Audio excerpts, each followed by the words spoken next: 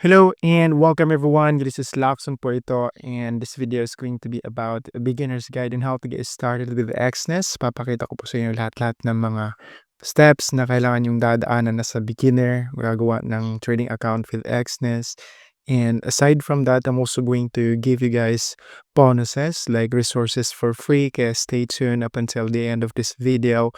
At ayoko pong sayang na oras ninyo kaya tara, diretso na tayo. At good news nga pala sa lahat ng makapanood nitong video. I have here an ebook. Binili ko to online but I'm going to have this libre para sa inyo. Bagay na bagay to especially if you're just getting started with trading. Tingnan natin yung kanyang content. Scroll down tayo dito sa baba. So ito yung kanyang table of content. Ayun, nakita nyo, trading psychology, risk management. Ito yung mga kakailangan mong malaman muna bago kayo mag-trade ng totoong pera. So if you're still in the process of learning kung paano magiging profitable sa market, I would highly recommend na mag-demo trading muna kayo, which is mamaya ipakita ko din sa inyo kung paano mag-set up ng demo trading dito sa Exness. So mamaya pakita ko sa inyo kung paano nito makuha ng libre. But of course, nandito ka nga sa video dahil gusto mong mag-open ng trading account sa Exness. So pakita ko sa inyo yung pinakaunang step. So unang-una is punta muna kayo sa official website ni Exness. At mag-ingat po kayo kasi ang dami po mga fake or scam websites out there na ginagaya to mga websites na kagaya nito, mga online trading broker. Tapos nagpapa-invest kung ano-ano ginagawa. Tapos scam lang naman pala.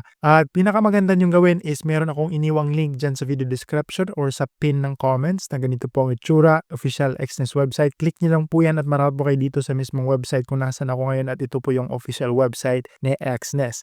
Pagdating nyo dito, you can also read more details about them but of course, I'm assuming na alam nyo na what is Exness. Exness is an online trading broker na kung saan tayo pwede mag-trade ng mga tradable instruments like Forex, precious metals like gold, cryptocurrencies, shares, stocks at marami pang iba at nandito ka lang dahil kailangan mo ng walkthrough on how to get started or kung paano mag-open ng trading account. So dito, gagawin mo lang is click mo lang itong register. Pagkatapos dito ngayon is self-explanatory naman. Mamimili tayo unang-una ng ating country of origin. Select lang natin Philippines. And of course, lagay nyo yung best email. Pagkatapos gawa kayo ng password. At dito sa partner code box, lagyan nyo po ng partner code na to. Ilalagay ko din po ito sa video description but kung hindi ka magaling mag-memorize, punta mo na lang itong blog post na to para you can easily just click this button, copy the code at ilalagay mo dito. Andito rin po yung complete details kung ano yung pakinabang mo pag halimbawa gagamit ka ng Exness partner code. So paste mo lang pagkatapos continue.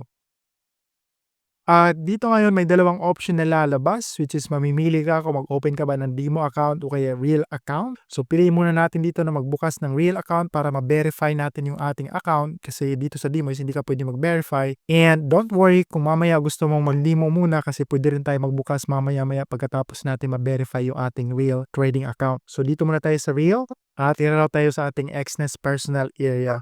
So yung next muna na gagawin natin is i-complete muna natin ating profile at saka i-verify.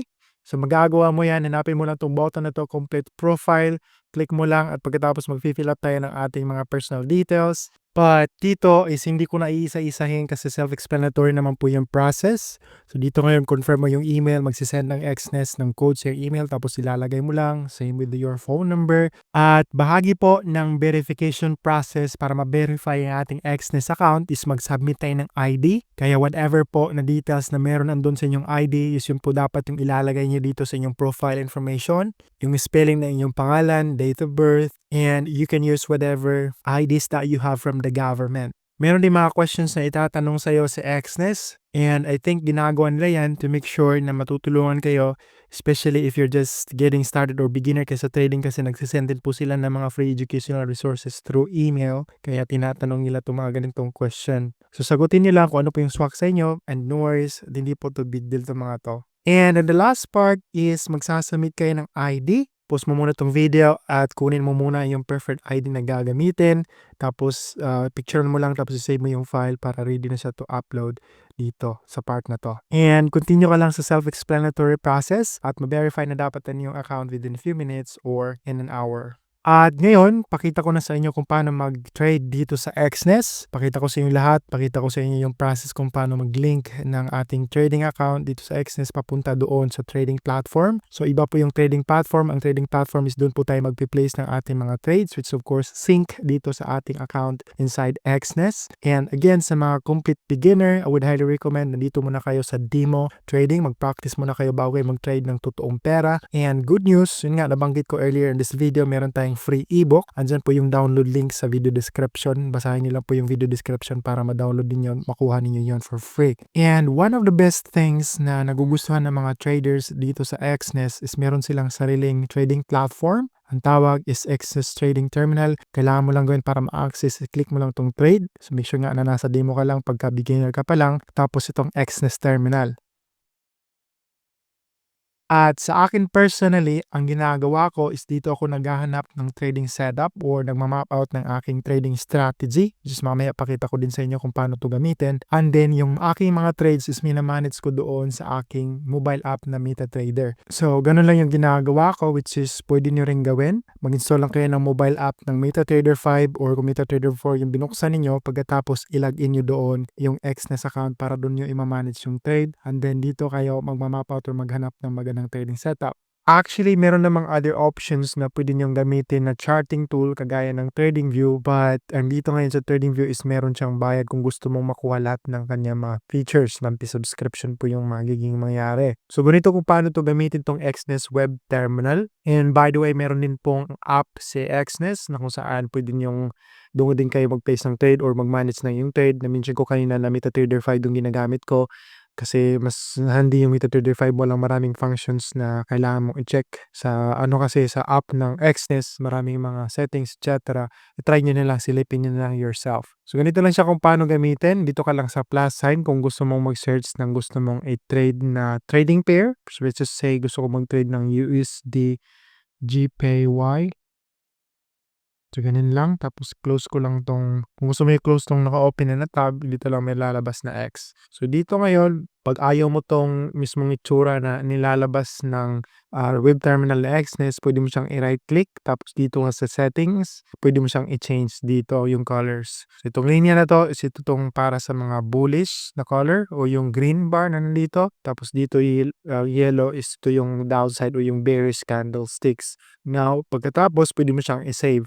At para sa mga beginner, baka ma-overwhelm kayo sa mga candlesticks na nandito. Ang ibig sabihin na naman po is tong mga candlesticks, naglalarawan to ng price movements on a particular currency pair. So, kung naman yung trading instruments na gusto nyo i-trade in a particular time frame. So, dahil dito, ang time frame, dito nga pala, itong maliit na 1 minute dito. So, dahil naka 1 minute to, ibig sabihin lahat ng mga candlesticks dito is nabubuo within 1 minute. So, pag i-change natin to into 5 minutes or 1 hour, depende kung ano yung trading style ninyo, magbabago yan at yun po yung ilalarawan ng isang candlestick ng isang time frame. So, let's just say, itong last candlestick na to, dahil nasa 1 minute nga tayo, nabuo to within 1 minute. So, itong wick naman or itong parang buntot is ito yung kanyang, halimbawa yan ito, may buntot dito. So, nag-open ang price dito mismo sa baba, tapos bumaba siya, tapos tumaas siya, pero dito siya nag-close. So, ang wick is kung saan siya yung price max niya na-reach, tapos kung saan nag-close is dito nga part itong hindi buntot, yung body ng isang candlestick. So, ganoon lang po. Kung meron po kayong questions at hindi po maliwanag sa inyo lahat, mag-comment lang po kayo sa baba at sasagutin ko po kung ano po yung mga questions ninyo. At isa sa mga nagugustuhan ko rin with Exness is meron silang mga tools na andito na beginners friendly. So, kagaya na lang nitong signals nila dito. Maganda to especially if kakasimula mo palang mahihirapan ka pa maghanap ng support and resistance. Dito itatag nila kaagad para sa'yo. Hindi mo na kailangan maghanap pa yourself. The next muna natin pag-usapan is kung paano maglagay ng indicator. So, halimbawa maglagay tayo ng indicator, moving average. Yun yung kadalasan ginagamit para makita natin yung trend. So, ito, moving average. Tapos, change natin yung kanyang length into, akin yung ginagamit ko is 200 para makita ko kung saan yung trend. So, kung nakita natin dito, change muna natin yung time frame kasi yung 1 minute mag-i-scout kapag kaganyan na yung time.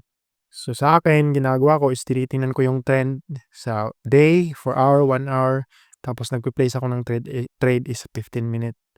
So, nakita natin dito, downtrend yung USD GPY kasi nasa baba siya ng 200 EMA or yung moving average. Pagka nasa taas siya ng moving average, ibig sabihin is bullish po. So sa ngayon at the moment is andito po siya, pababa po yung USD against Japanese yen. So ibig sabihin, mas mataas po yung value ng Japanese yen compared sa US dollar sa mismong araw na to or itong trading week na to.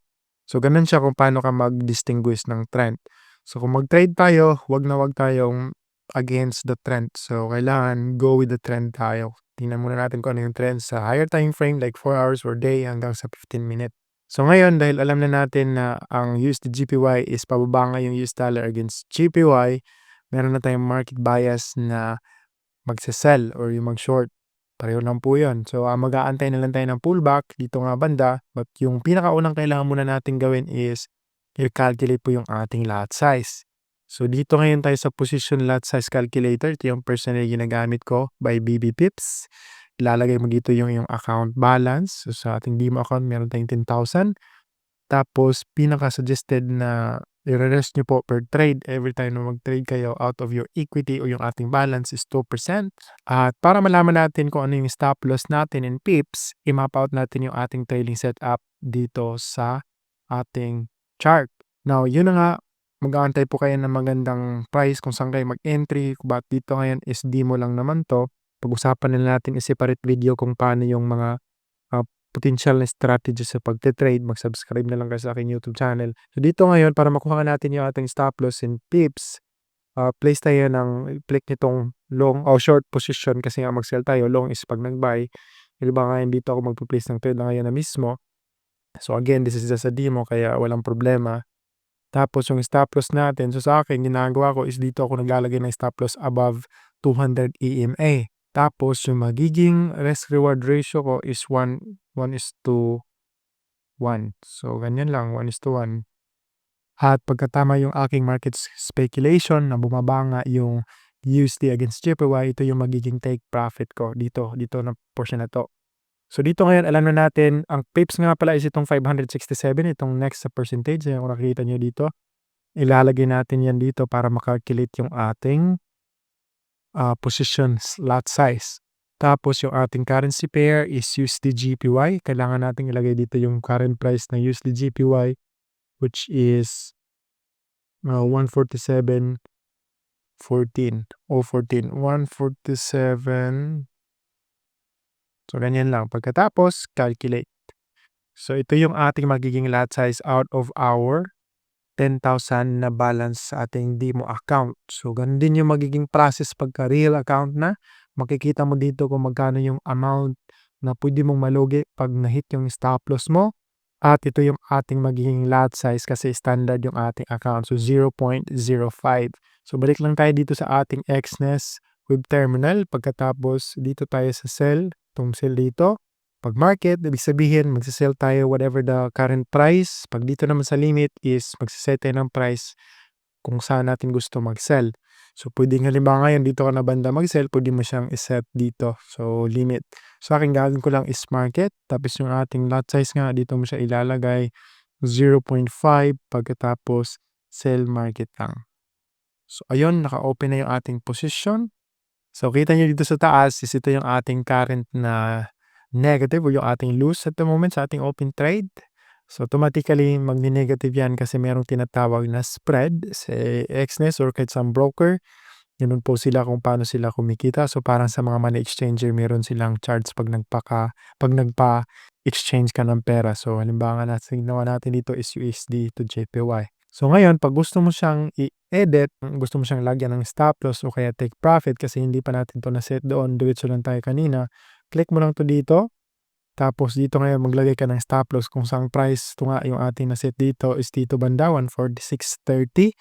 So ilagay natin dito na yung ating take profit is 146.30. Tapos yung ating stop loss naman sa taas is 147.491. 147.491. So ganyan siya. Pagkatapos modify order lang. So kahit matutulog ka or mag-asang ka magpunta, pagka na-hit niya yung take profit, automatically ma-close po yung trade. Tapos kasama of course yung profit. Pagka mali pala yung ating market speculation, tumaas pala yung, USD against JPY at umabot hanggang dito sa ating stop loss, mako-close din po yung trade with, 200 na lugi kasi nga 2% per trade yung ating ginawang lot size dito. So yung lot sizing po, yun po yung ginagawa para maano po yung ma-manage po yung ating risk. One lot is equivalent to 100,000 units. So halimbawa dito, dahil nag-sell tayo ng USD against JPY, ibig sabihin nagse-sell po tayo ng kung nag-one lot tayo dito sa ating nilagay na lot size, 100,000 units po yung ating sine-sell. So dahil 0.05 nga lang is maliit lang 'yan kaya gano'n lang po yung magiging lugi natin. So gano'n lang siya kasimple kung paano gamitin at yun na nga, aralin niyo muna paano mag-trade kasi napaka-risky mag-trade. Hindi lang basta kung alam mo na kung paano magpindot-pindot diretso ka na magpe-place ka na ng trade gamit ang totoong pera kaya mag-demo account muna kayo.